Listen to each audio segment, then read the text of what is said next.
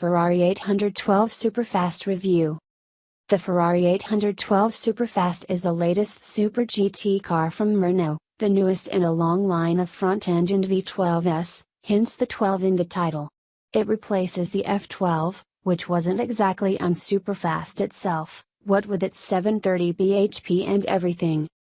But now, and here comes the 8-peak power is up to 800 metric horsepower, or 789 bhp, so if it wasn't fast enough before, the chances are that it will be now.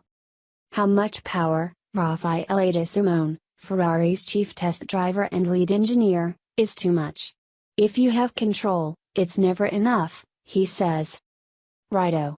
Control, mind, was one of the things that the recent, limited run F12 TDF did not offer in quantities to match its 770 bhp. The spiky, angry, hard to drive special edition felt like it made double that power when it arrived in doses so heady that they overwhelmed a chassis featuring a rear steer system seemingly intended to confound both itself and its driver. Ferrari called that system a virtual short wheelbase, but, in effect, it did precisely the opposite.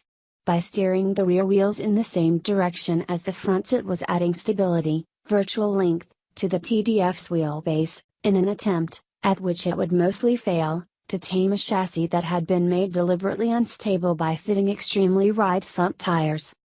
Their grip and willingness to turn made the F12 TDF feel extraordinarily agile for its size, but combined with the extra power, they also made it impossibly lively, but that was okay because it was a limited run model only for those in both the club and the ride mood. This new 812 Superfast, by way of contrast, is a regular production model, potentially driven by anyone, whatever their mood.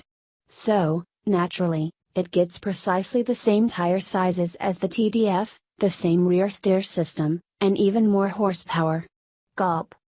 But hold on.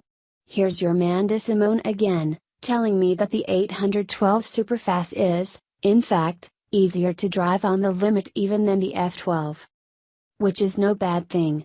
The tires are regular Pirelli P0s, the rear steer system has been honed and tweaked, and it now talks, along with the electronically controlled differential, the stability control and the drift control, to Ferrari's first application of electrically assisted power steering, itself replacing a hydraulic setup. It's all damnably clever. Meantime, the rest of the news. This V12 engine's block made its debut in the 6.0-liter Enzo of 2002. Since then it has grown in capacity and changed in internals and ancillaries and heads and so on, but the block casting itself remains precisely the same. It reached its maximum bore a while ago, but here, now, stroked out to 6.5 liters, it is as large in capacity as it can possibly be. Is it approaching the end of its era, then? Not a bit of it, says Ferrari. Yes, it now has a fuel injection system that operates at 350 bar, up from 200, and a red line at 8,900 revolutions per minute, but there's still more to come, apparently. Given that it's a normally aspirated petrol engine with an already hyper-efficient intake and exhaust cycle, that can only mean one thing, new materials that will let it spin faster. So in its next incarnation it should rev past 9,000 revolutions per minute, easily. I mentioned it's a 6.5-liter V12, right? How wonderful. Obviously economy and emissions have to improve, too. The new cleaner injection system helps. So does the stop-start system, cutting the engine when you're decelerating past 5 miles per hour, although that does feel weird. Peak power is at 8,500 revolutions per minute while peak torque of 530 pounds-foot is at 7,000 revolutions per minute, so you suspect this V12 will thrive on revs. Still, 80% of torque can be had from 3,500 revolutions per minute. And let's face it, when peak power is 789 bhp, even half of that is a fair chunk. The V12 is mated to a 7-speed dual-clutch automatic gearbox. And because the box is at the back, it gives the 812 the same slight rearward weight bias, about 53%, as the F12 had before it. The body structure is largely unchanged from the F12, too. It's different at the front to accommodate APAs, not HPAs, and at the back to fit the rear steer.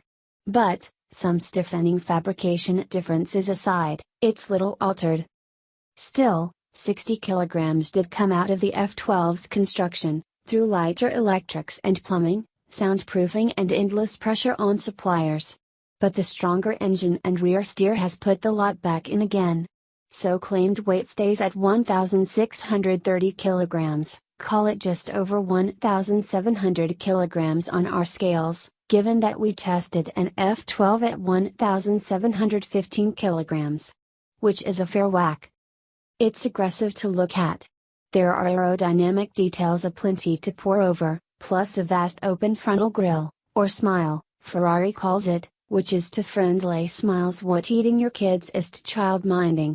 Inside there are 2 seats, a driver-centric instrument stack, a supplementary instrument binnacle for the passenger, very cool, and a bit of admin storage. Behind all that is a hatch with a decent-sized but high-temperature boot.